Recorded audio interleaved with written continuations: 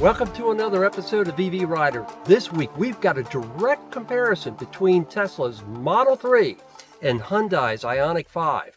And what makes this comparison unique is Howard here owns both. So we've got real world experience. So Howard, let's go ahead and start by having you tell me what made you pick these particular two. Well, I had seen an Ioniq probably about a year and a half ago up on a road nearby here and pulled out a lot and chased it and said, wow, that's an interesting looking car. I've never seen lines like this, and got online, researched a little, and tried to buy one and waited 10 months to get one. EV Rider recently reviewed an Ioniq 5 spec like Howard's, so you'll notice some shots of it intermixed throughout the video, and you'll find a link to the Hyundai road test at the end of this video. Howard got his Ioniq 5 first. And decided, with the tax credits and all changing now, and Tesla dropping the price of the Model 3, we decided to pick one of them up, which we did about 3 weeks ago. Very pleased with it. It's a very different car than the Ioniq. My wife drives it mostly in something that's more in tune to the way she drives than the way I drive. So if you would, give me the strengths and weaknesses between the two cars. The Ioniq, I think one of the nice things about it is the ride. I like that a lot better than the Tesla. The Tesla is a much firmer ride. It's fun, but if you're doing a trip, it's not as comfortable for the passengers. Also, the Ioniq is a all-wheel drive, whereas this is a rear-wheel drive Tesla, so there's a little difference there in acceleration, the fun factor.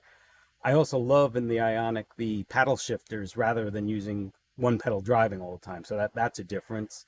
The economy, though, I think is better on the Tesla. The aerodynamics and the way it operates, you use less electricity than you do with the Ioniq. So, as I said, there are pluses and minuses to each one of them. They're very different. The Tesla, you have what looks like basically an iPad. And I think for someone that isn't into computers in a big way, it can be a little intimidating. In fact, when I first looked at the Ioniq, I looked at a Model Y, and it sort of put me off a bit. Whereas the Ioniq has two longer but narrower screens. One that's more traditional, like a dashboard, and the other is the infotainment.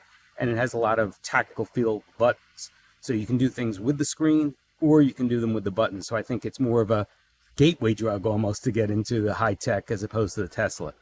The Tesla, I think the software definitely is better, particularly the remote software on your phone as opposed to what Hyundai uses. So there are pluses and minuses. There are things that I don't like, things that I do like. No one is perfect. The over-the-air updates is great on the Tesla. I mean, we've already had 2 of them. We've only had the thing a few weeks. Whereas for the Ioniq, some of the stuff you can get there for the maps, but other stuff you actually have to take it in, and they have to do a flash at the dealership. So that's a weakness. One of the things that I'm curious to hear from you about is, since you own both a Model 3 and an Ioniq 5, do you find yourself at all missing the gauge cluster in the Tesla? Or I've had other Tesla owners say, no, you get used to that right away. Well, you get used to not having a gauge cluster to some degree. And I had years ago a Prius, so you didn't have the stuff right in front of you, it was in the center. But I do miss some of the stuff, that it's somewhat cumbersome to have to go to the menu and go through that, whereas it's easier to get to in the Ioniq. And that's what I was talking about as far as it being a gateway. You can do either or, and it's more like a normal car, I'd say, than a high-tech car. But you have all the same electronics, but you don't have to get to it that way. Same thing on some of the controls, like for the air conditioning, for the wipers, all of those things. It's easier just to have a button that you can get to. So when you put it all together, you've said the software is a little better than the Tesla. You said the app's better than the Tesla. When you put it all together, when you can consider the physical buttons versus the software and all the rest, pick a winner between the two. That's a tough question. If you ask me, you get one answer. If you ask my wife, you get a different answer. Okay. And the reason I say that is I like playing with things, adjusting things, and I find it easier in the Ioniq to be driving and doing those things, where with the Tesla I have to go through screens. She likes to just get in the car and drive, and for that I think the Tesla is better.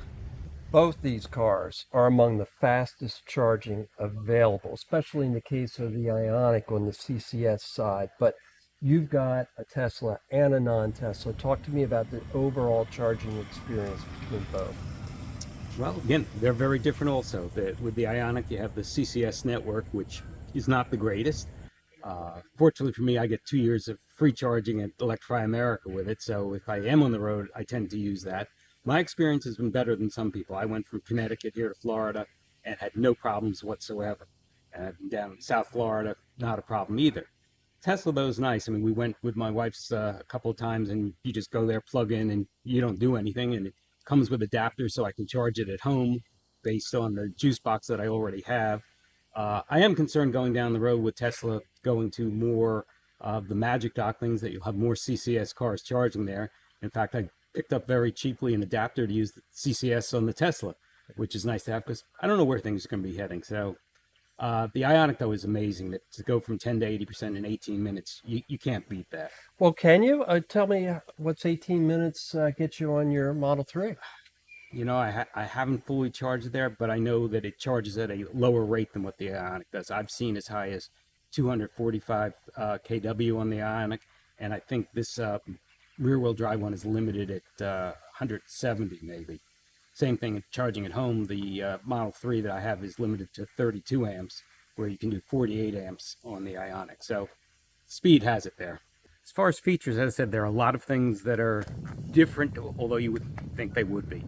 The cruise control or adaptive highway driving, or what was Tesla call it, it's not self-driving, but the autonomous driving, I'm not thrilled with. I thought I would be more so. That I find that the Tesla one, that the slightest movement of the steering wheel with your hand cancels it out. Whereas with the Ioniq, you can actually change lanes either automatically or with your hands, and once it gets back in the lane, it just keeps going like that. I can go at times on the highway 2 minutes without having to touch the wheel. Not that I suggest doing that. Whereas with the Tesla, it prompts you very quickly. So, I mean, that's one thing there. I like the display as far as your efficiencies better on the Hyundai, in that it shows you how many miles you get per kilowatt hour as opposed to the reverse. Looking at kilowatts per mile, I don't think that way. So I wish that the Tesla would change it so you could work it both ways. So obviously one's more of an SUV, one's a pure sedan, but let's talk about the ride quality nonetheless. What do you prefer? Which has a more sophisticated ride in your opinion? Well, it comes down to comfort versus performance, I guess. That when I bought the Ioniq, I looked at a Model Y, and I liked the Hyundai much better because I was looking for something, as a family vehicle for traveling. It's a softer ride. It's not as much performance, so it's more comfortable on the highway. The Model 3, I was somewhat hesitant to get, but once we got it, I find I actually like driving it. It's more of a sporty car. You feel the road better. It handling, so it's different. Hyundai is a newer design. They haven't been in the EV business as long, but they have been a car maker much longer than Tesla.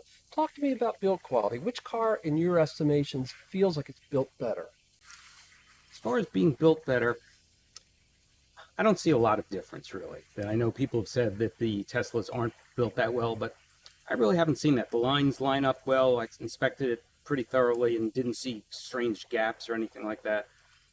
The looks, though, are totally different. The Ioniq, part of the reason I bought it was so unique. It was like a wow factor. Whereas the Tesla at this point had some wow when they first came out, but now it's like the everyday common car. Like where I live, when I first moved here, the most common vehicle was an F-150 pickup truck. Now the most common vehicle in here is a Tesla. I love them both, different purposes. I like sitting up higher, which you have in the SUV. You'd have that in the Model Y, I think, just like the Ioniq 5. I love the big glass roof in the Ioniq 5 that has a full electric window shade on it too, whereas the Tesla, it's big, a lot of light, but there's no way to close it up. You have to buy something aftermarket, which really is substandard.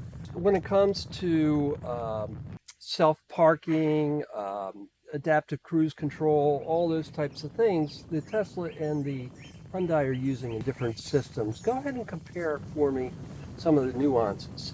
Sure. Well, they both use cameras to some degree, but for whatever reason, the Tesla and the 3 has gotten rid of the LiDAR sensors, whereas the Ioniq has that. And I've noticed a big difference in that, particularly when pulling into our garage. That when I pull in the Ioniq, I've got an actual 360 top-down view. I can see what's going on. and then the sensors are sensing the distance very exactly.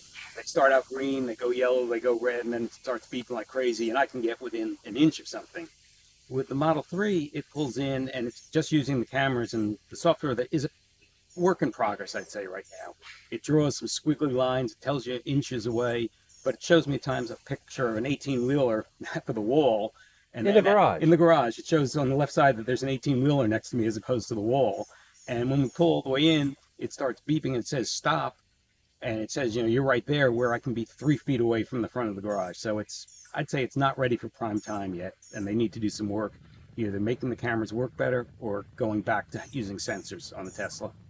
So there you have it, a direct comparison between the Hyundai Ioniq 5 and the Tesla Model 3. Sure, there's probably not a ton of people cross-shopping them, but if you're getting into the world of EVs, you just might, especially if you're going for an upper trim Model 3 and a lower trim Ioniq 5. So I hope you enjoyed this episode of EV Rider. If you did, please give it a like and subscribe to my YouTube channel so I can bring you more adventures in EV motoring. Thanks so much for watching, and we'll see you again soon.